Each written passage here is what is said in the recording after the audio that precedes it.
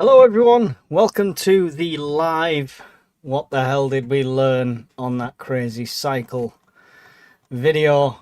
Let me know if you can see and hear me okay. Looks like the light is on the mic, but please let me know in the chat as we wait for a few people to arrive.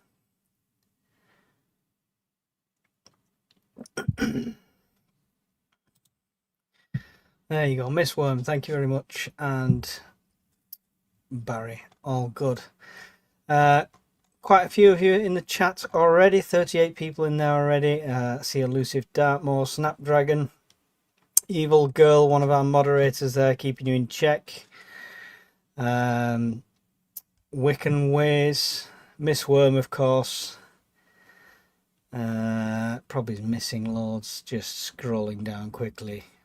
Barry's there, Brown Coat Prepper, Phil Hull is there. Always some great questions from Phil. Yeah, I'm back. And the Watchman in the house, Grumpy's Adventures, is here as well. Thank you. Rachel's here. Blah, blah, blah, blah, blah. Blood Monkey and Treeball, Horace Rumpole. Yeah. Anyway, I've missed your name. I do apologise. But good to have you all here. I'm back. I'm alive. I'm in one piece. Unfortunately for you guys, that means I'm going to carry on making videos that you can slate. But we've got a few pre-questions in from our gold members on the Discord. So we will do that first. And any questions you've got after that, we will go to. Anything you want to ask about the whole journey, blah, blah, blah, etc. So bottom line is my target was originally 232 miles. I completed 171. So just over 60 miles short of the target. And in hindsight, with a couple of extra days, if I didn't have to go back to work and I had a bit more time to recover, I think I would have done it. So I don't think it was a complete failure. I think pushing to do it within that time limit was probably unrealistic to my abilities. So a fail, if you look at directly the numbers, fine, I'll take it. But for me, lots learned. So, and thank you, Scottish Prepper 73. How's the sore ass? Well, that's the question. I'm sat down and I'm okay, so it's not as bad as it was. I will try and style your questions. I'll try not to miss any. Please put them in capitals, or like Elusive's doing, put big question at the start of it, so I try not to miss it. Or you've got the option, like Brian has, of the super chat. So yeah, all the links for everything else are down below the video if you want to support in any other way. The first question was from the Bombardier, regular to the channel.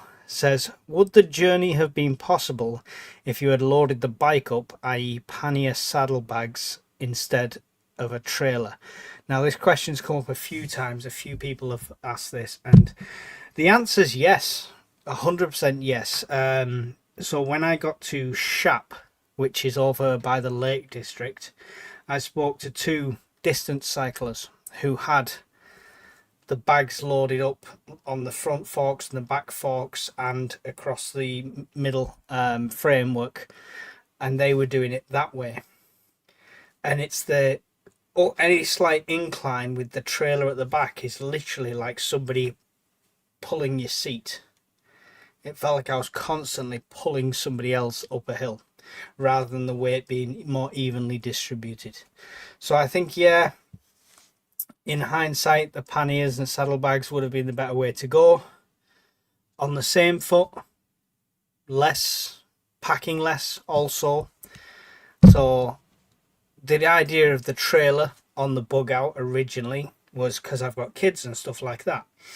And it did get me to quite a remote area quite easily at first, you know, with some effort. So I could bug out with that to like a remote forest river location if I wanted to and have plenty of stuff in there. But it's about stripping it down now, I think. I'd have survived better with a bivy bag, a tarp and a knife and a water filter and nothing else, because I wouldn't have been exerting all of that energy to get somewhere. So hope that's answered your question, Bombardier. New City Prepper said I was going to ask the same thing. Miss Worm asked, in a genuine evacuation scenario for whatever reason, how far do you think you could actually travel in a day? A, solo, B, with spouse, C, with spouse and young children. I would say it again comes down to what are they carrying. So me and the missus have gone and hiked Pendle Hill and stuff like that, and we can walk a good 10 miles, no problems. With a backpack, shouldn't be an issue either. Solo, I could do a lot more, I think. Just purely, well, I don't know. It's a difficult one. But yeah, so I'd say solo 15 miles, something like that, 20 miles based on my original hike. Walking was easier than the cycling for me. With a spouse, make that about 10 miles. And with the spouse and young kids, I would still say, I know people really underestimate this, but I would still say about 3 or 4 miles. I think we've done that kind of walking before with the kids, up into forests, round tracks, stuff like that. So I would say if it's going to be part of your plan, start going on family hikes. Start pushing yourself and testing yourself, definitely. Hawkins asked, at what point did you think, what have I signed myself up for? About 20 meters down this road. So no, the first day wasn't that bad at all, to be fair. It probably is by the end of the first day and the second day I was thinking, this is not planned. It's difficult in the UK. If I was in Scotland for the whole journey, I think it would have been so much easier, because the wild camping's allowed everywhere there. Whereas here, you're worried, if I stay here, is a farmer going to come and move you on, the police going to come, etc. So you've got to find somewhere more off the beaten track. If you go off the beaten track, the terrain changes. So yeah, it was difficult, but probably it's by the end of the first day, start of the second day.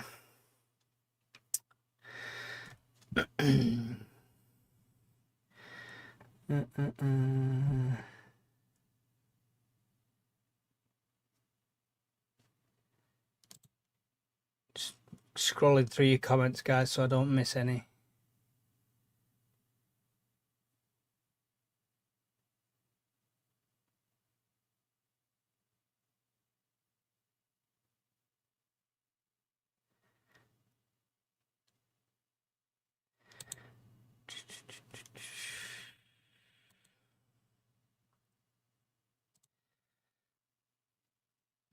Okay, I'll get through these ones from the gold members before I jump onto yours, guys, so I will answer them if you've asked a question. Philip Hull asked in the Discord, what was the best part of your trip and the best piece of kit on the trip?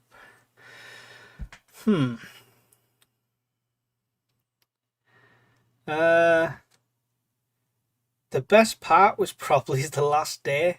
I know it's when it ended, but the run from Carlisle over the border at Gretna was semi-hilly, but relatively flat compared to what I'd done previously. Bless you. Thank you. Relatively flat compared to what I've done for the rest of it, and it was weird. As a mile or so before I crossed the border, I thought I could carry on, but it wasn't a healthy choice at all. So, and the best piece of kit on the trip, difficult one. I would actually say the Camelback I took. I know people say it keeps the sweat in, but without that water, and it spread some of the weight off the trailer and onto me instead. I think that was really cool. The pockets were handy as well, all down the front. So yeah. Grass Monster asked, do you think a cargo bike would have worked better, less drag, load carried integrated into one instead of two? Yeah, similar question to the trailer thing. Definitely loading up the bike would have been the better idea on that one. So, right, let's have a look at your questions. Are you all just having your own conversation?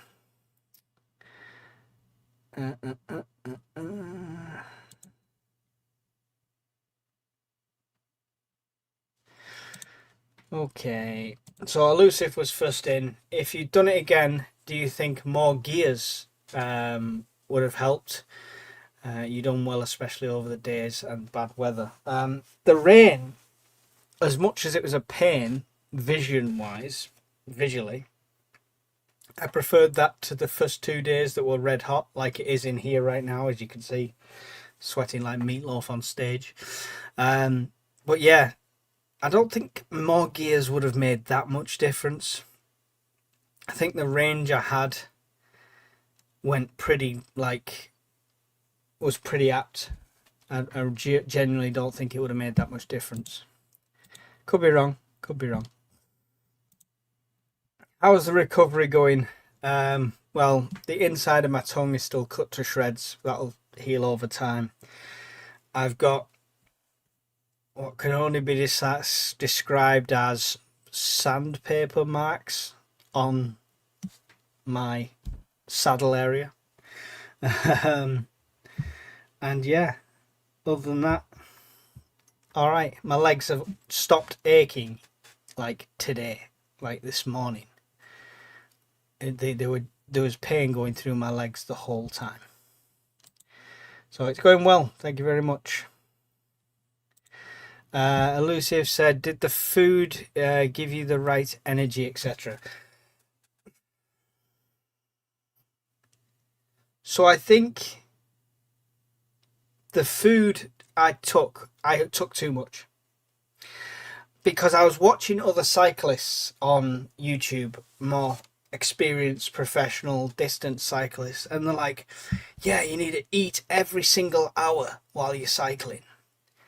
And after the first hour, I tried it. I tried having some flapjack or something like that, or one of the energy bars. I just couldn't. So I took all this food based off that, and it just, my body would not absorb it in that way. The energy gels were really good though, and handy. So I had quite a few of them.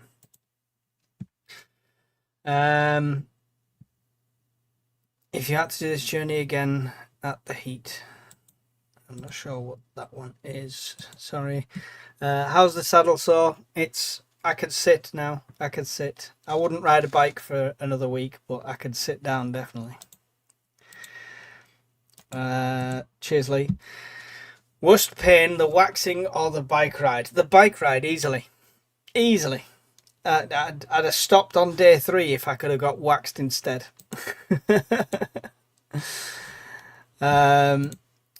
Would it have been better travelling at night and rest through the day? Yeah, but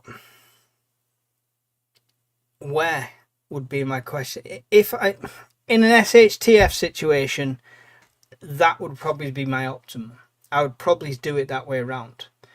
With it being peace times, rule of law times and stuff like that, I couldn't book a campsite just for the day. You know, when you book any of these sites, they're like saying check in 3 p.m, check out by 10 a.m.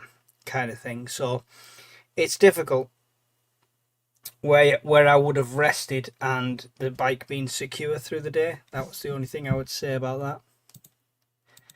But yeah, it would be a good idea. Did your smooth legs help the aerodynamics, you think? I have no idea. Not at all. I don't think my hair on my leg put up that much resistance compared to everything else. Elusive says, I'm doing a 22-mile ruck across the moors. Video on Saturday. Don't feel much compared to what Mike done. Done awesome. 22 miles is no mean feat. When I did my hike to Stadium of Light in Sunderland, the first day was like 38 miles. Oh, my feet nearly fell off at the end of it. So, good luck with it. Does everyone here have a EDC? Hope so. Hope so.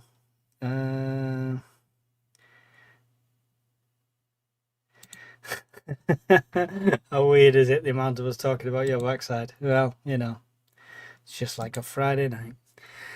In hindsight, is there anything you didn't take that you wish you had? Yes, somebody else to pedal the bike.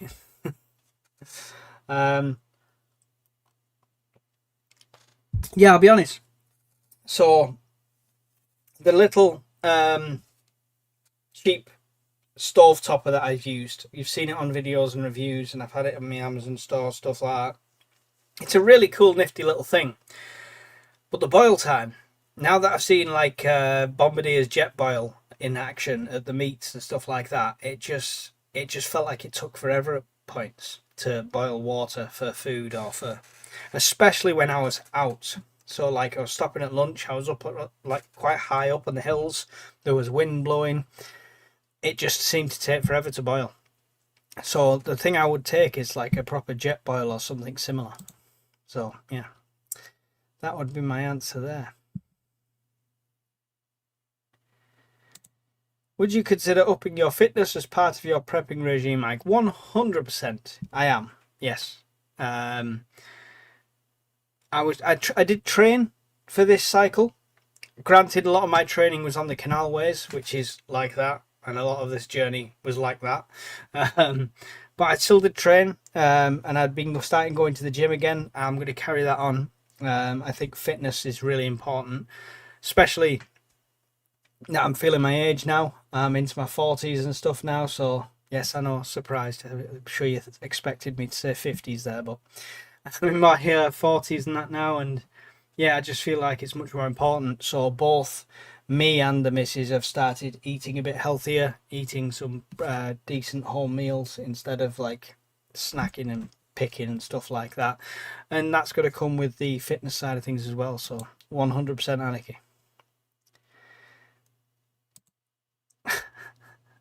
Anyone wants? Oh, right, okay. Buy me a pint or some ice cream. I just read buy Mike a pint of ice cream, so that would be appreciated, though. Yes. Um, will you be attempting to beat Mark Beaumont's NC 500 for 570 plus miles in 23 hours? No. No practical application for that whatsoever.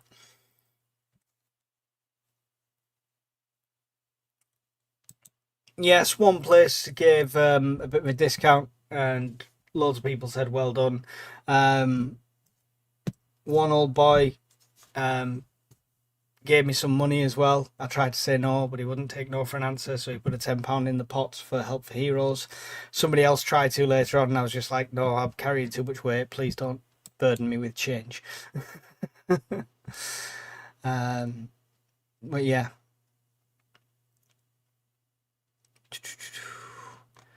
A big shout out as well to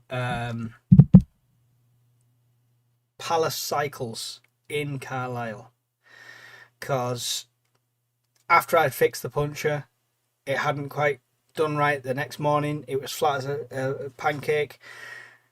Not only did they fix the puncture, they've also fixed the one on the trailer, and they did a full service on the bike, and he tuned up my brakes and he tuned up my gears and stuff like that. And it was, I think that's probably why that last bit of the journey from Carlisle to Gretna was so good. I should have had him do that at the start. He's obviously better than Go Outdoors are at doing that kind of thing. So big shout out to him. Didn't charge me for any of that tune up and stuff like that. So did really, really appreciate that. That was really good of him. I still can't type in the chat. I've no idea, mate. No idea. It let you do the super thing, so I don't understand. You'll just have to super chat every time.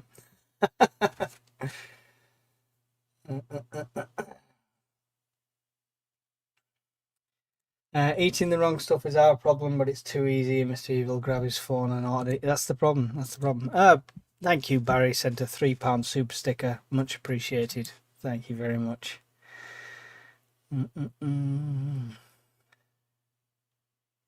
Oh, look at you, Miss Worm. Superb. There you go. Put the link in there. If anybody's in the area, he also does online, so he is awesome like that. So, yeah. I've no more. No, I've no more questions started there. So, Right, I'll tell you my take on it then, rather than your individual questions. If you've got questions after, then by all means jump in with them. Setting off initially was no problems whatsoever. I did set off later than I wanted to. That was because of things at home and stuff like that. So it was about between 12 and 1 o'clock by the time I set off. I made some good time because it was like it's almost like canal side and then a proper cycle tracks for the first bit. And yeah, I thought this is very achievable. Once I'd got past that first 10 kilometers, it felt like I was on a good flow. And then obviously everything starts on day one, doesn't it? So by the time I hit the wall, I knew exactly where I was because I pass it on the motorway all the time. I was at this industrial estate. And part of me did think it's a Sunday. Maybe I just camp up right behind an industrial building and something like that. But I just thought the cameras, security patrols, stuff like that, it's just not worth the risk. So having to find somewhere after that pushed me another like 6 or 7 miles. I can't remember off the top of my head.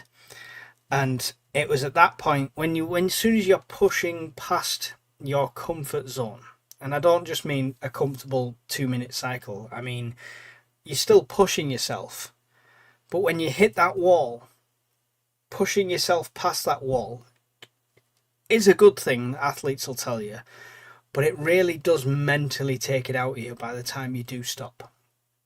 So by the time I got to the first stop and like was staying overnight, it was just like I was so mentally drained after the first day. I was literally thinking, this is not going to happen. I'm not going to make this. No way I'm going to make this. Second day up, as soon as I started moving, felt a bit more motivated. And that was kind of a trend throughout the 5 days. It was like really every day that started with this really not motivated at all. And the more I achieved through that day, the more it spurred me on. I was looking like down roads that were like looked like they were winding forever, like something from a movie, thinking I've got to get to the other side of that, I'm never going to make that. And then before I know it, I'm stood at the other side looking back thinking, wow, look how much I've just covered. So the motivation and the mental side of it was up and down the whole way. And genuinely, the first day I had music on because you guys had put a playlist together for me. And it does help. Music does help. It helps in the gym and stuff like that. But it doesn't help if you've no way to charge your phones and stuff like that because you've only got so many power banks. It drained, having the map on as well as the music, drained the battery so fast on the first day. Within like 15 miles, I had to turn it off and had it plugged in on charge through a power bank.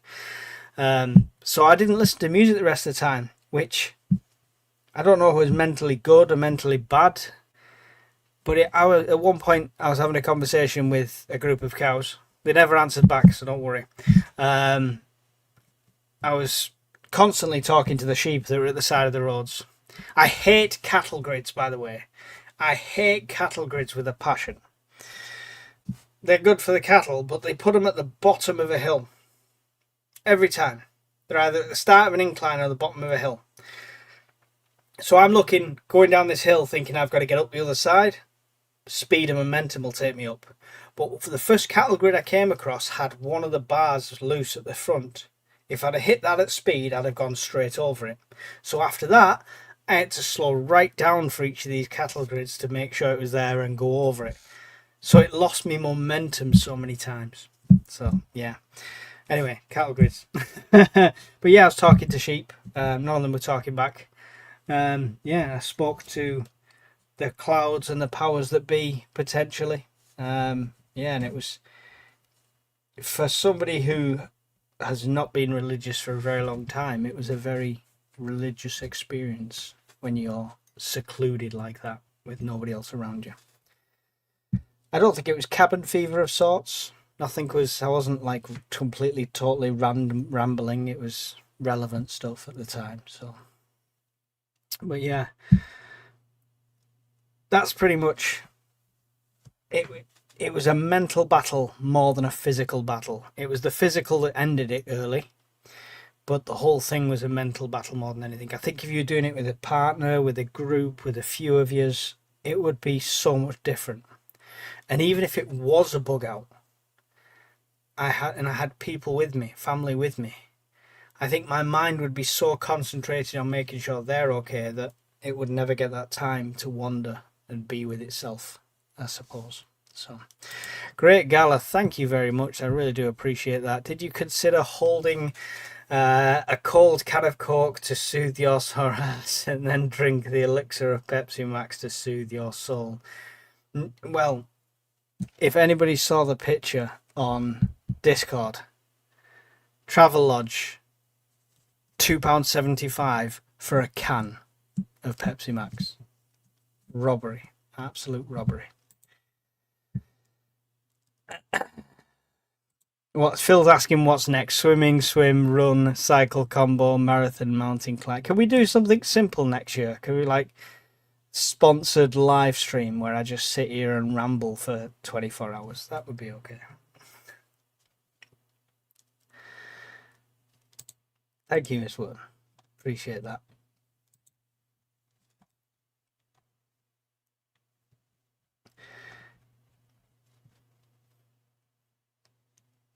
Cattle grids are no fun. I remember as a child I used to go over them in my old go-kart.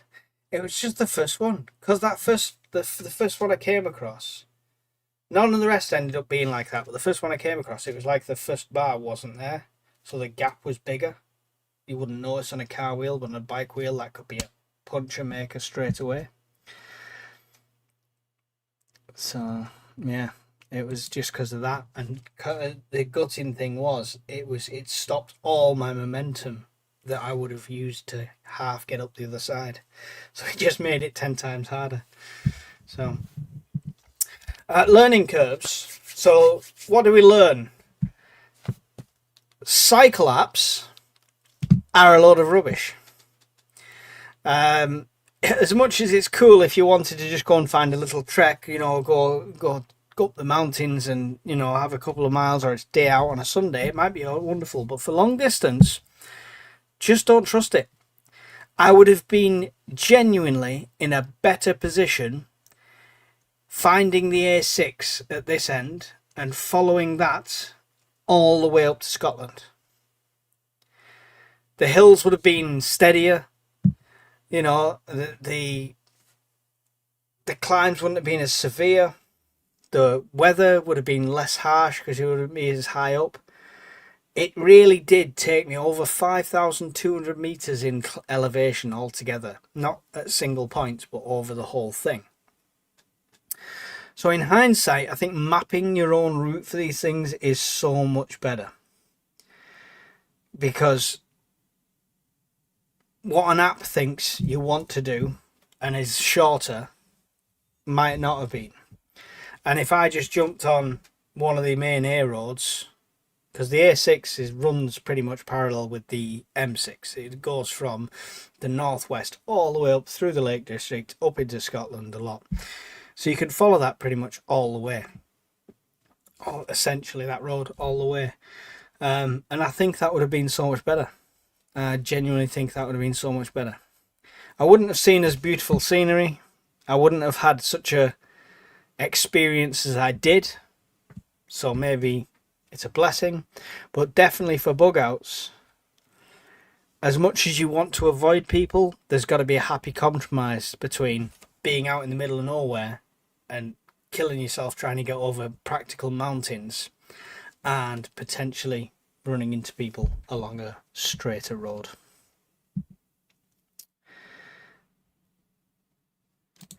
Not a chance.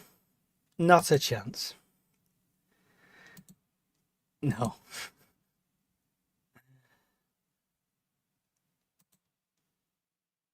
It's the Help Heroes website. Okay. Prep meet at the top of Snowdon next year. Sounds good. Sounds good. Maybe go for a random Guinness Book of Records. Why are you all planning the next one already? Like, I need that.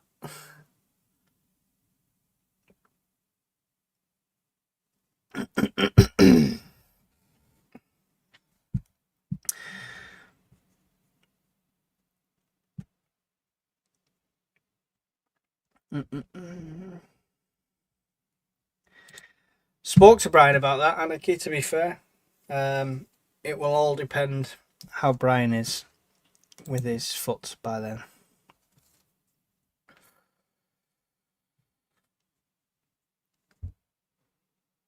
Something I love water. I love the water. I hate planes, but I love the water.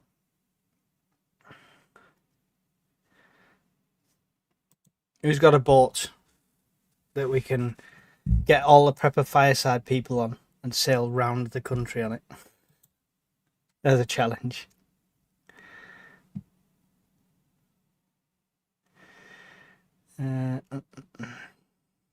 A group-sponsored kayaking event would be good. Yeah, no, it's lots of ideas. I mean, I'm still recovering, guys, and you're already throwing me back into the deep end, as it were. So, oh.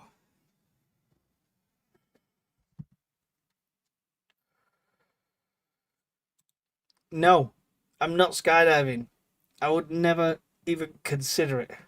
The closest thing I'll do is I'll do that indoor one where you just did a tube. It's not happening. There's not enough money. I'll get head to toe full body wax before I skydive. Yes, I was back to work Monday. Yesterday. So.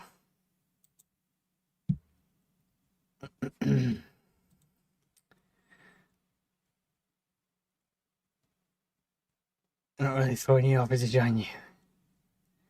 No, I don't do heights. Okay, listen. There's something about control. I think it's part of being a prepper. Genuinely, I think it's part of being a prepper. I think a lot of preppers might be the same. Things like bungee jumping, skydiving, anything like that. It's just an unnecessary risk, right? I'm not a fan of roller coasters even. I've been on the big one at Blackpool and stuff like that, but I'm not a fan of roller coasters at all. Just see it as unnecessary risk. And you might think, oh, well, cycling to Scotland on your own is an unnecessary risk, but it's more of a practical thing and it's more something I can control. So, yeah, not bungee jumping, not doing anything ridiculous like that.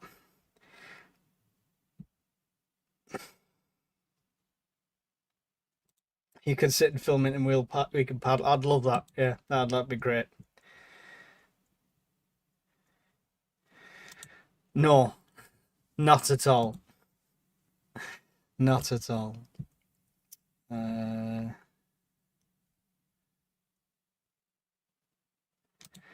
Go out with Alan, do a man versus wild thing. Yeah, they were talking about doing a winter camp as well. I'd like to do something like that.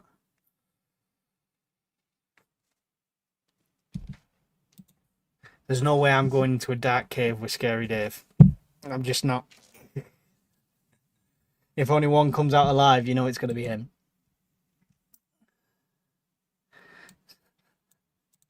No. I don't like heights. I don't like being tall. I'm not very tall.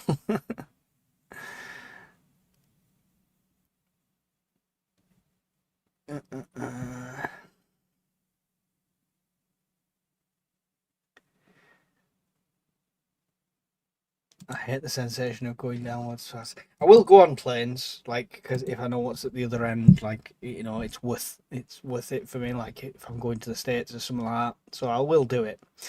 It's just not the biggest fan. If somebody said you can either fly to America and have 2 weeks there and fly back, or you can sail there, have 2 weeks and sail back, I'd definitely choose sailing.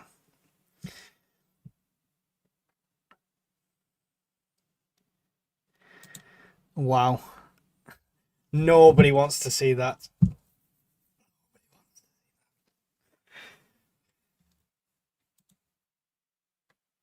If we're out of serious questions, then I think we can probably cut this one short tonight.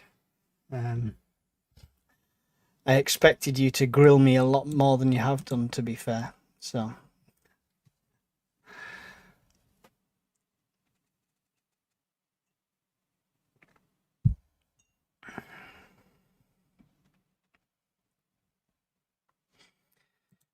While I'm here as well, please don't forget we are down to less than a third of the places left for 2026 for the Scottish Prepper Meet, 28th to 31st of August 2026.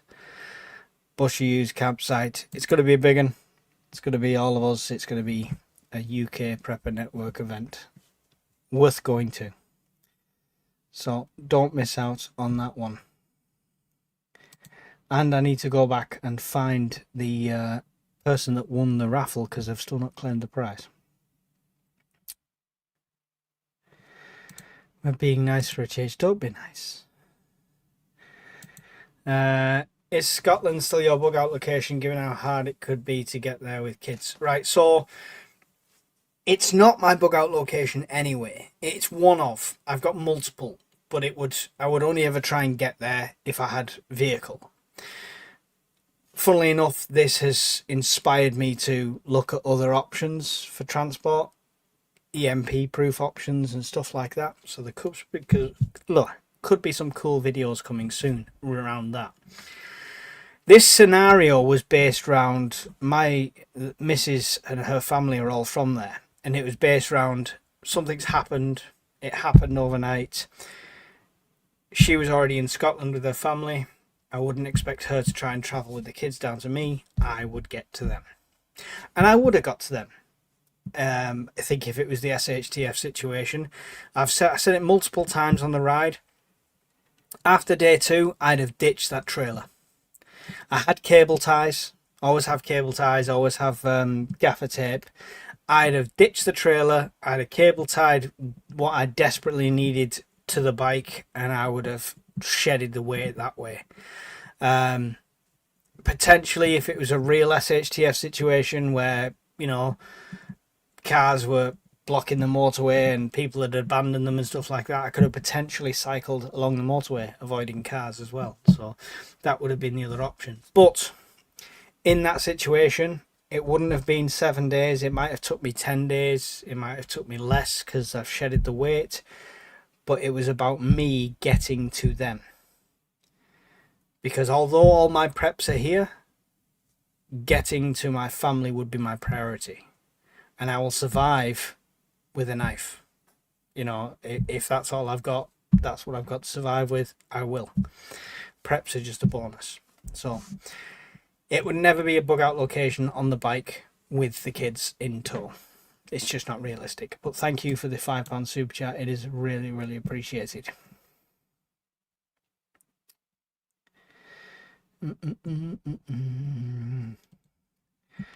What should you have in an EDC?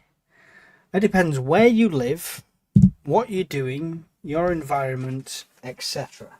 I'd like to show you my EDC keys, but they're not on me. They're over by the door.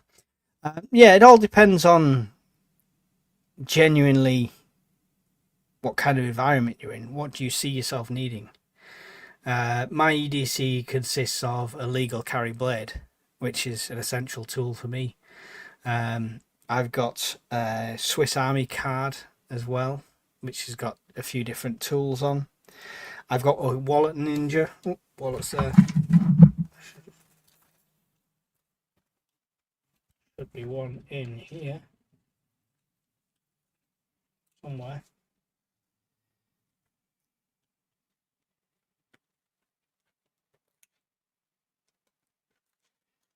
This is the point where I've took it out. Oh, I didn't. There it is.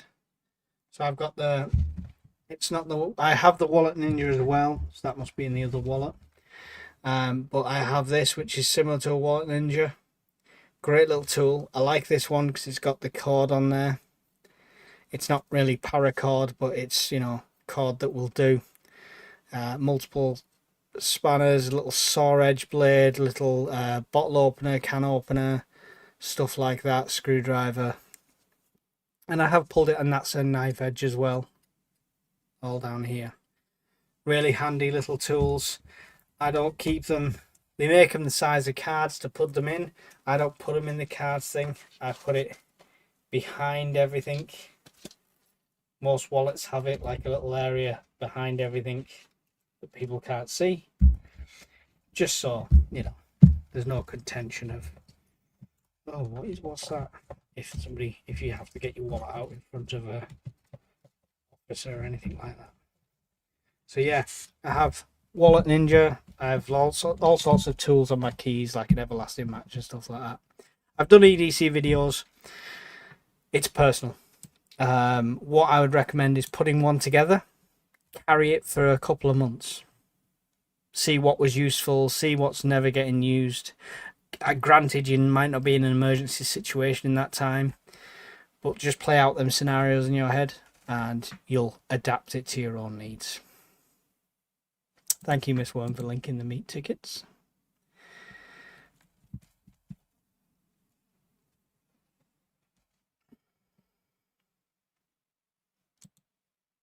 Okay, serious question.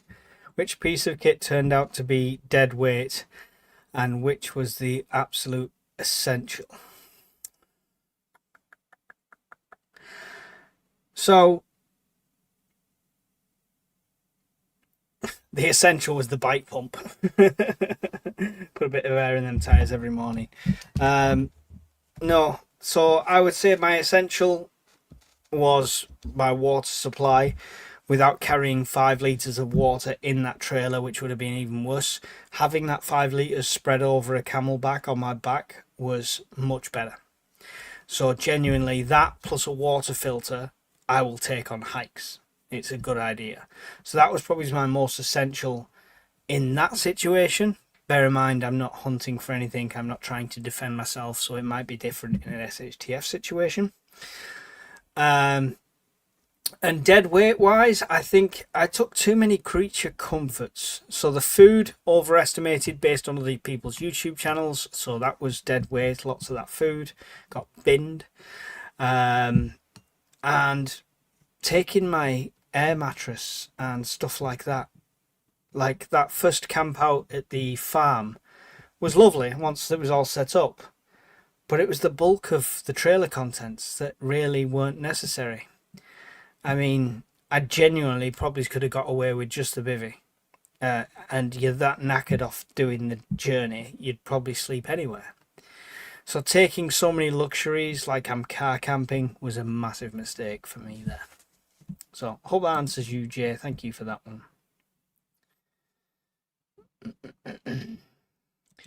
Completely forgot to book Scotland. Get it done while there's still time. Don't. I'm also going to the Bug Out Weekender. If anybody's going to there from the network, please let me know. Send me a message. It'd be good to meet up with you once we're there. And, of course, get the discount in the Bug Out shop, which is awesome. Every prepper should. Every prepper should. How about doing an evac, 15 minutes to load car and go? Perhaps get someone else to give you the go command. Do you know what I need? Some of the ideas people give me are brilliant, and I just need somebody else to film them. I need somebody else to set up the cameras and stuff like that, because that's the reality of the situation. Somebody like CP, Nate's got a whole crew filming him when he does his videos and stuff like that. I'm doing everything myself. But it might be I might do it as an interesting load, because I did have a system in place in the last house for that, which is kind of in place here, but it would be good to test. So I might do a video on that soon, Snapdragon. Thank you.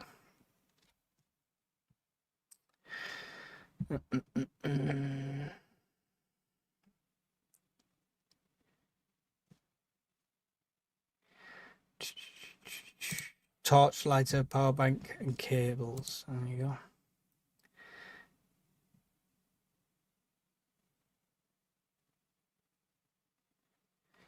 Exactly, Mel. EDC is different for everyone. depends on so many different things. It's like, I've seen people with EDCs where they've got a lens card in. I've got a couple of lens cards in this drawer somewhere. In there. But people have lens cards and they've never used them. They've never tried to start a fire with them. People with, like, I saw somebody who had a card in there that told them Morse code, ... like the alphabet in Morse code. I thought, oh, that's a good little tool. It had no signaling mirror in there. So try not to just copy what other people do. Just think practically. Like, in mine, there's 2 cable ties that run around the outside. There's 3 strips of Gorilla Tape on the inside. I think I would need that and use that more than I would a signaling mirror, for example. You know, don't put a Ferris rod in there if you've never used one. Put a Bic lighter in there. It's much easier to use. So yeah, it's very personal.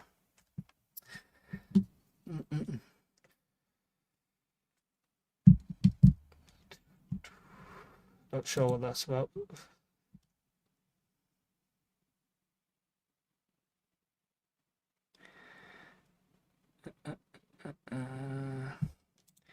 Evening all, my EDC is a brew kit, so anywhere a brew can be made. That's the most British EDC ever, right?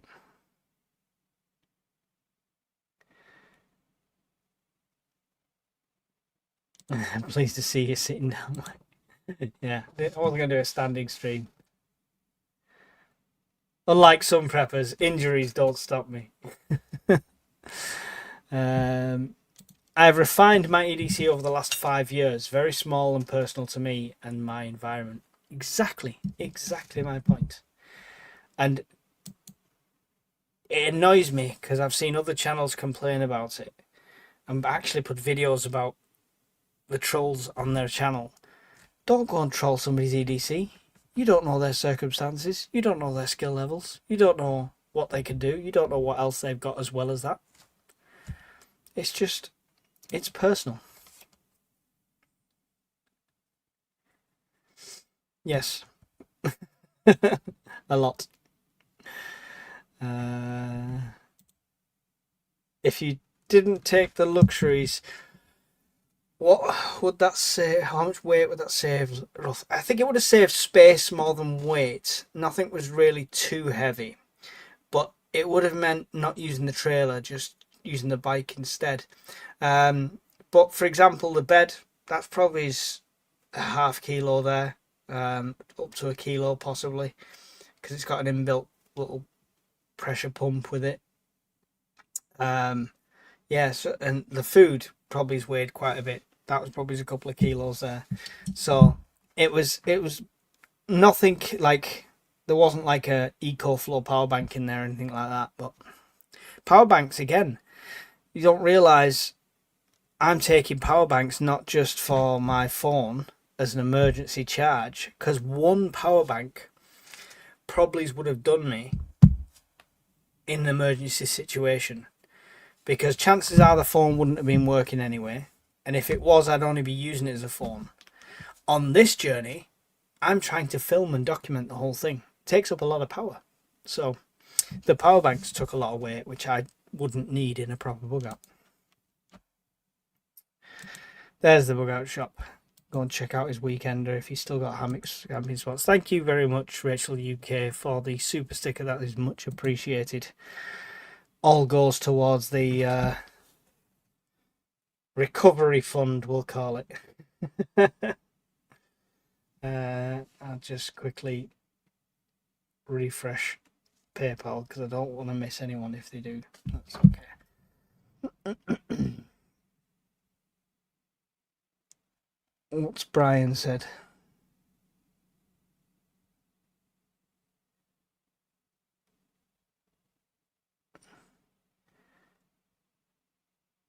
Brian's finally done another video. I'm just confused. Right, anyway. I'm so confused. Would you consider having scuba gear for prepping? horses for courses, right? What circumstances are we talking about? I mean, I don't think I would go out and buy scuba gear for air filtration or clean air in a fallout situation. I would invest in something like that RVA guy who did the film that I did the interview with, and his company makes like a pump for that. If I wanted to something like that, unless I'm literally using it on the coast for salvaging stuff and going, I don't know, spearfishing or what have you, I'd have to know the circumstance. I don't think I would need it.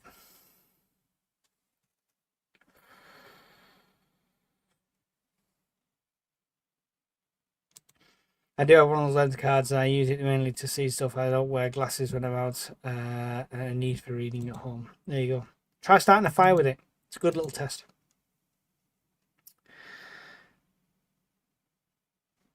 Most important medical things you didn't take. Oh, there's another point as well. So, I still promote it, the medical kit that I got. I didn't get, sorry, Tell the Boy, part of the channel. My first ever moderator and one of the first ever gifts I got as a YouTuber, to like call myself that, was the medical pack. This big, like square, decent medical pack, right? Claims to be waterproof. No, it's not. Bear in mind it was inside the canvas trailer and zipped up. When I unzipped it, a lot of the dressings are moist and gathered moisture and stuff like that. So lots of that's going to have to be tested, checked, replaced. But yeah, the most important medical things I didn't take though would be my balls. Yeah, that is what I needed for the tooth situation. And with that in hindsight now, I am getting more of these, and they are going into all of our medical kits. So one in each of our cars, at home, and in anything we travel with. I'm going to pull the link up now for them. Because this should be, even if you've got perfect teeth,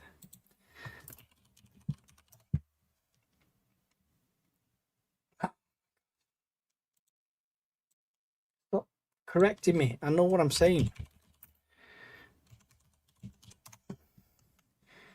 Did you mean this? No, I did not.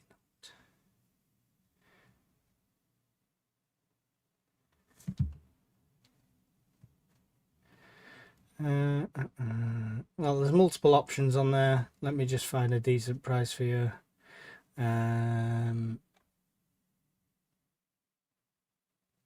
there you go. That's a really good price. £4.59. You will not regret it. Add it to your medical kit. There's the link. There's different brands of it. It's essentially the same things. Now, what you do with these is they melt in hot water. So a bit of boiling water in a cup, drop however many you think you might need. So if you're replacing a whole tooth, it would be a good chunk of them. Or if it's a filling, just estimate it. Let it melt down till it's clear and see-through. It's very malleable after that. You know, take it out carefully with a spoon or something, then start molding it, pushing it into place. Once it's in there, it'll take a while to cool. So if you're filling bridging a gap there, you could even get a knife and just edge it so it looks like a normal tooth as well. Then drink some really ice cold water or something like that, and it'll really solidify it. It is better than them double pot things you get from any of the pharmacies where you mix the two paste together and it crumbles in your mouth. It's horrible. This stuff is brilliant. All right, at £4, what was it, £4.59, it should be in absolutely everyone's medical kit. So there you go. Anyone who's not going to the link right now, I will show you it really quick. Zoom. There you go. It's this stuff here. Temporary tooth filling. There's different brands. There's Credent. There's all sorts. So there's people do just the big 60-gram bags of random ones. You know, But yeah, for £4.59 in a handy little pot like that, I think one of them will go in each medical kit, and it shows you the usage instructions there on the side. So yeah, there you go. Mel said, serious question, Mike. What's your serious question, Mel? Let's scroll down.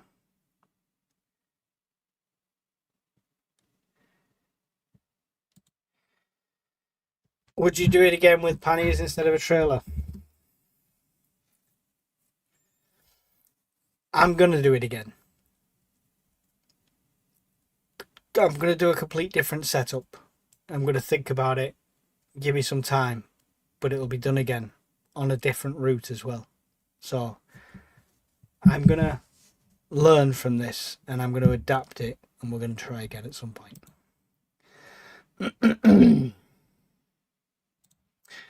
What weight was your tent, and would an ultralight one would have shaved more weight off? It was quite a light tent. I mean, I don't think it was like ultralight. I'm sure you pay through the nose for them. Let me find the tent now.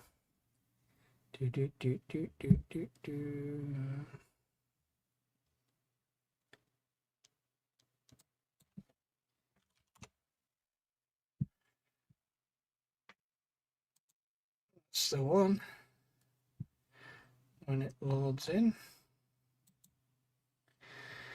2.6 kilograms, £5, 11. So there we go. Which is quite light. It was a decent tent, to be fair. I was happy with it. I nearly got the bigger one, but when I literally went in the store and lifted them up, I could tell the massive difference. That's why I got the lighter one. A recumbent bike. Is that the ones where you practically sat on the floor?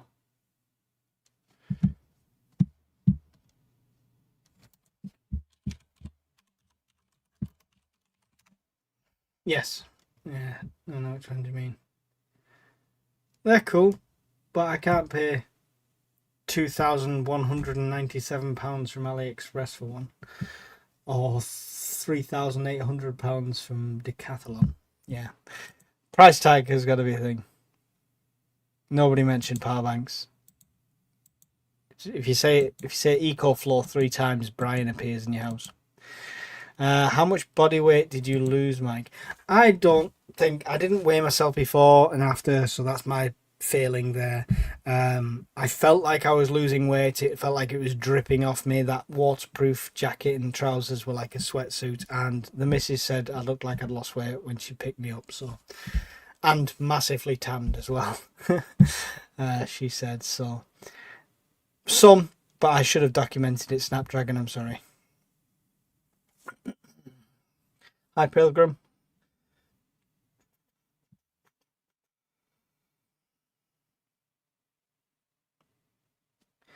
Read the water. I'd happily do a kayak trip with you. I've done a lot of kayaking.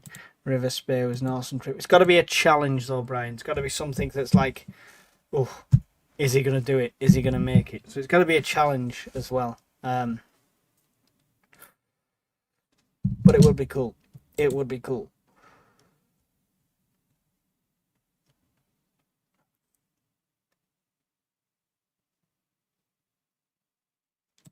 I have one of those striking thingies for lighting a fire, and the first time I used it indoors, singed the cat.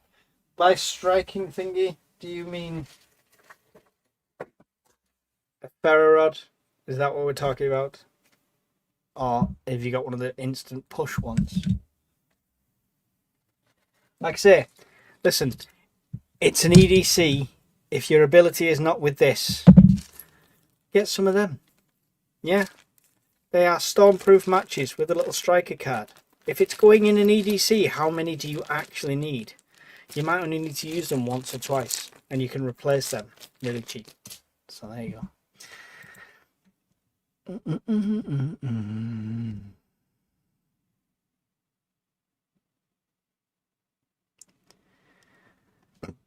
Excuse me. Do Loch Lomond Balak Ardlew with one overnight camp live stream for donations. No idea. I'll have to ask Brian about that. Thank you, Gatwick Scuba. At least you're thinking of me. I really appreciate that. Awesome. All right. I'm well behind on the comments. I'm going to have to scroll through some of them quick. If it were a real SHTF situation, would have defended your bike and trailer from hostile people, or would you left it and continued on foot? If it's multiple and I couldn't have got away, then yeah, I'd have ditched it and continued on foot by all means. It's all about risk assessment, right? I'm not getting to my family to help them survive if I've been stabbed at the side of the road for my bike or my stuff.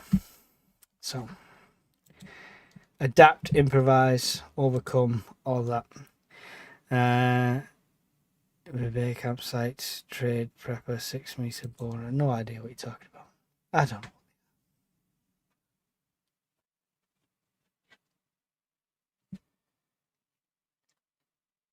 What? Medical kit. Oh yeah. That's what should be in the medical kit. So yeah.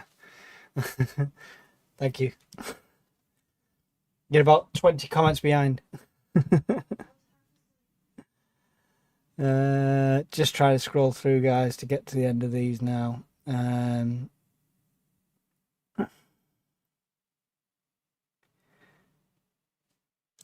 Trust me, Mike, the Spey is a challenge, staying alive being the big challenge. Let's do it. Let's do it. I need to rent a kayak, though. I can't afford one. Can I get one of those inflatable rafts from like the Blackpool seafront shops? They're like £25. Will that do it?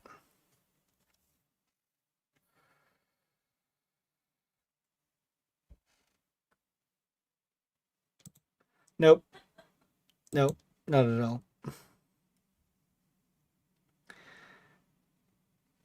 EDC, get a lighter lip balm and tampons for multiple uses for all. Yes, stick a tampon in your EDC. It's a great, it spreads out massively as a tinder as well, and packing a wound.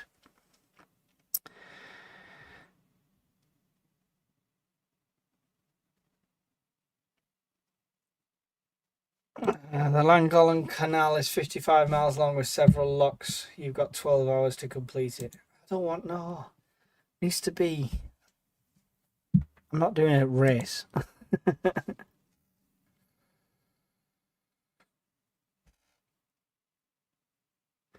No, I don't think it was. I think the saddle was all right, but somebody did mention to me. So I'd already got the comfy saddle, and a last minute purchase from like a cheap pound shop, whatever it was an extra cover that goes over the top of it and gives it even more padding.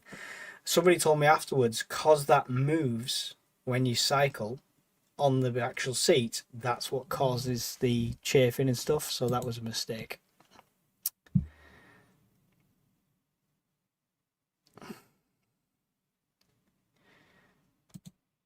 Thank you, Miss Wood. Appreciate that.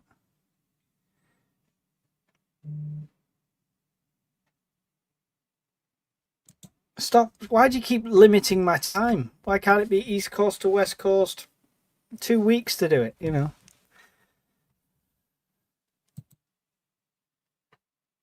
Nope, that's my mouse. Where's the cable?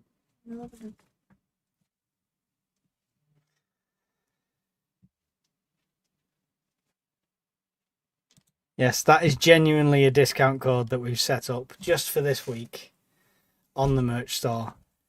Mike Redass gets you 10% off. Funny.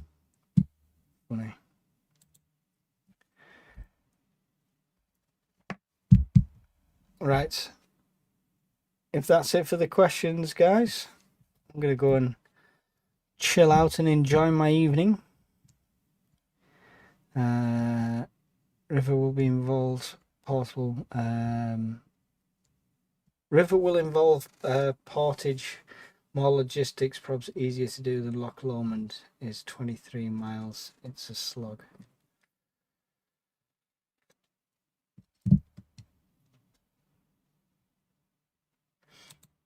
You got the saddle. You did get the saddle, Jay. The saddle was fine. It was me putting a bloody cover over the top of it that was the mistake. Not a chance. Not a chance. Hellworth freeze over first. Don't forget the Scotch pepper meat. Preparing the bath. Don't forget the Scotch pepper meat.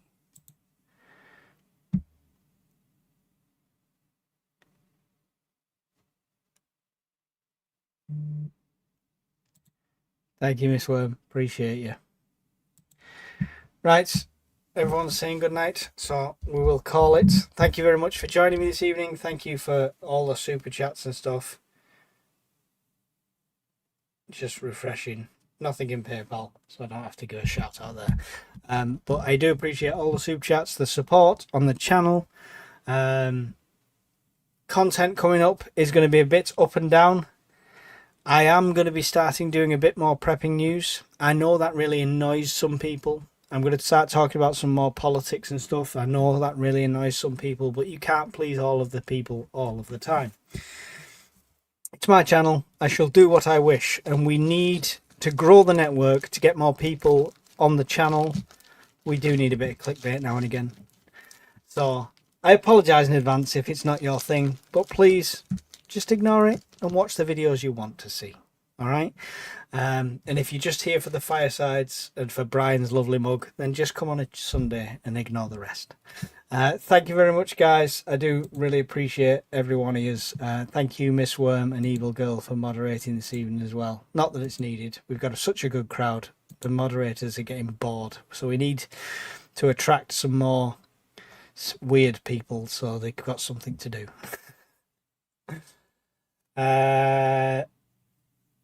Should we play out with Prepper's Fireside? Let's play out with Prepper's Fireside. Why not? Not done it for a while. So good night, everyone. Enjoy your evening. Round the fire, warm and bright, stocked up food for the night. Got our plans set in gold for the days when it's cold.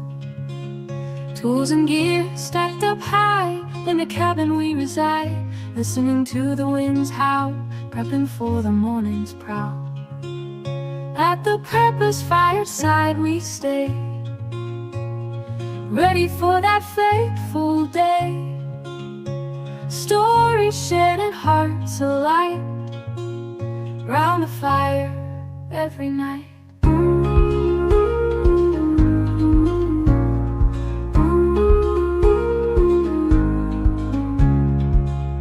Water stored in jugs and tins, bunkered down through thick and thin. Maps and routes all drawn and laid, preppers live unafraid. At the Prepper's Fireside we stay, ready for that fateful day. Stories shared and hearts alight, round the fire every night.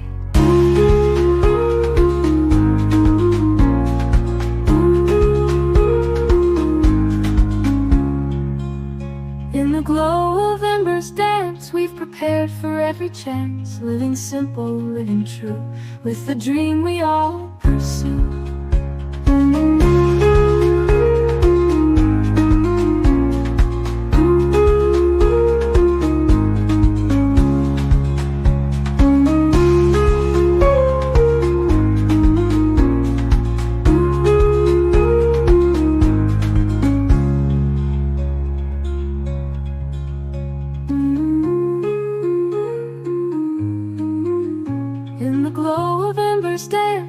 Prepared for every chance, living simple, living true, with the dream we all pursue.